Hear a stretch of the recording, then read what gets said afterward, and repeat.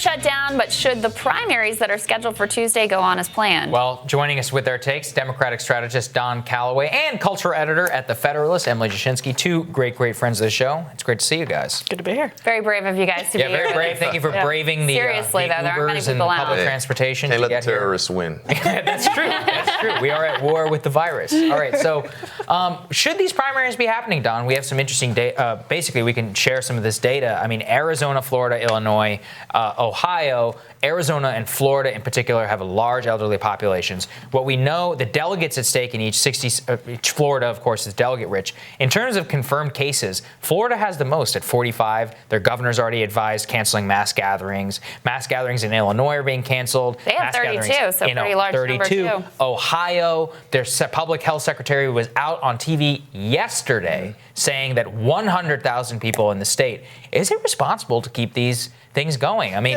yeah, I think you keep the primaries. I mean, at the end of the day, an election, if done properly, is not a mass gathering of people, right? If you have Unfortunately, when does that ever happen? After we saw the 3-hour lines in Michigan, which was atrocious. So I believe that you should lower the barrier to the franchise, to the ability to vote at all costs and at every opportunity. A lot of people have already voted in all of these states. We should take that into account. So we can't, postpone their results being counted as well. But also, I mean, at the end of the day, you cannot make it more difficult for people to vote across the board. And I think that postponing this certainly does. Will everyone get notice of the next election day? Right. Will all the places be at the same? Will we close polling places? So this is a tragic event for our country, and it will have ramifications for our democracy, but you have to maintain it and hope that people are washing hands and being responsible when they come out. See, here's what worries me on the other hand. I mean, they're already having to change polling locations because they have to pull them out of nursing homes. We just talked to the chair in Michigan. Right. We just talked to the chair of the Democratic Party in Ohio, and he was telling us, volunteers, usually elderly, they're dropping off. They're saying, I mean, rightfully so, saying, look, I don't feel safe processing all these voters and being out in public. Colleges are canceled, so how are those students going to be able to vote? The nursing home residents, normally they're able to just vote on site. They won't be able to do that. So it is a massive, it's a massive disruption. It's going to have real consequences. Yeah, absolutely. And then at the same time, though, right now what we're witnessing is why this is also important, because we're watching the government that we elected struggle to deal with it. And so I think that actually emphasizes why it's so important that we go on with the primaries, because so many people in D.C., it's like we talk about politics as a sport. Well, it's life and death for people around the country, and I think that's why it's important that we say our government is capable of making these safe polling places. I mean, maybe they are. I don't know. Right. But I don't think know it's important that we send that message. Not after what I've seen. Reed Wilson, who's a Hill reporter who also wrote a book on the Ebola response, and so he's like this pandemic expert, brought up something that I didn't even think about, which is licking envelopes, like the absentee ballot.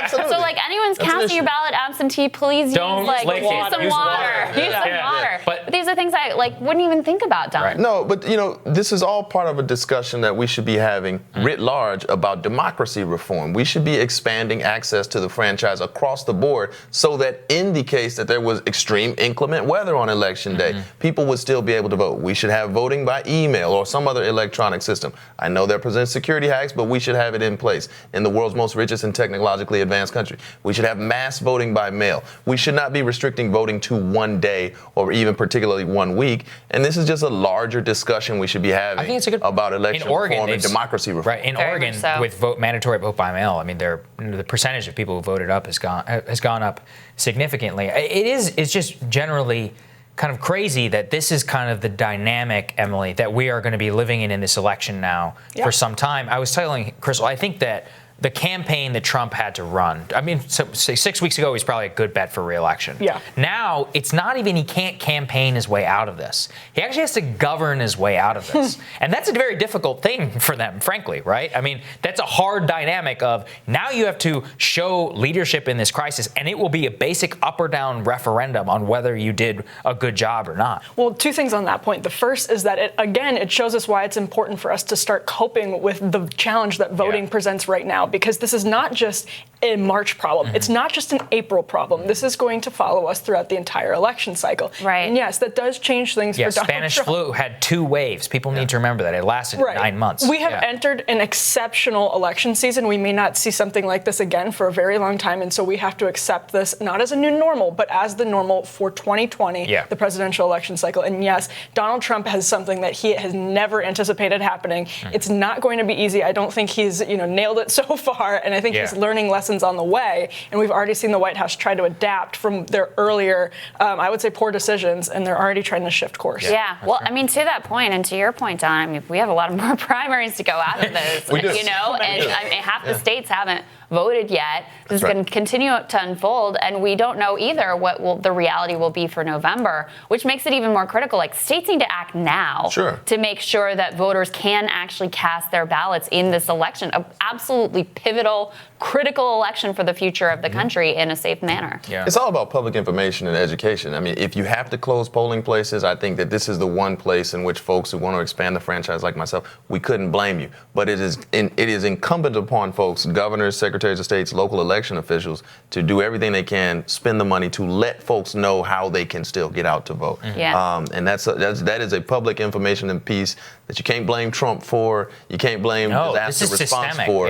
You have to know how to get information, critical information out to folks. And what do you think about Sagar's point that now Trump is in a situation where he can't nickname or right-wing talking point or whatever his way out of the crisis? That's hard. He has to actually govern and prove himself up to the task. So far, it's not going so well. And the flip side of that is, I don't really care what Bernie or Joe Biden have to say about this, because they're not the guys who are responsible for managing this, right? So, I mean, of course, it would be easy to say, I would have done this. This is my plan. No. This is on one person right now, right? And that's why, again, it's cool to elect celebrities. It's cool to elect personalities or those who can buy name recognition.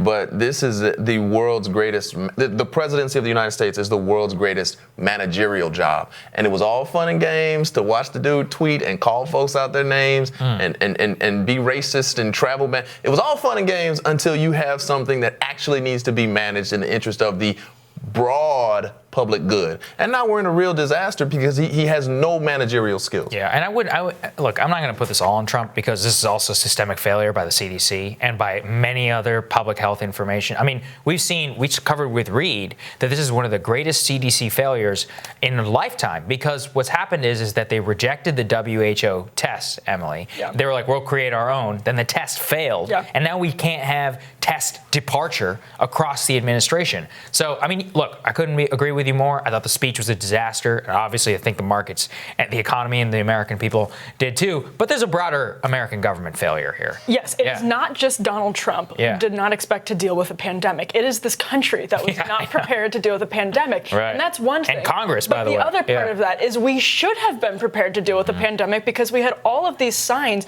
pointing us in the direction that it was bound to happen, that it was an inevitability, and we're not prepared. We were not equipped, and that's really sad, and it's a sad statement on where our government was. But we also have to acknowledge that Trump fired the entire pandemic team in 2018. John Bolton fired that team. Fair enough. Did not replace them at all, eliminated the positions. These jobs exist for a real reason, right? Because they address real things that happen in the history of this country. And and the guy has no context about how government actually works and what people actually do here in D.C. The pandemic team is gone. That's what they're for. Listen, for moments like again, this. Blame John Bolton. But, you can't just say blame John Bolton, though, because ultimately, the buck stops with Donald Trump, and the fact that he's ignorant about what's going on in his own administration is no excuse. No defenders here. All right. Thanks, guys. Stick with us. More after the break.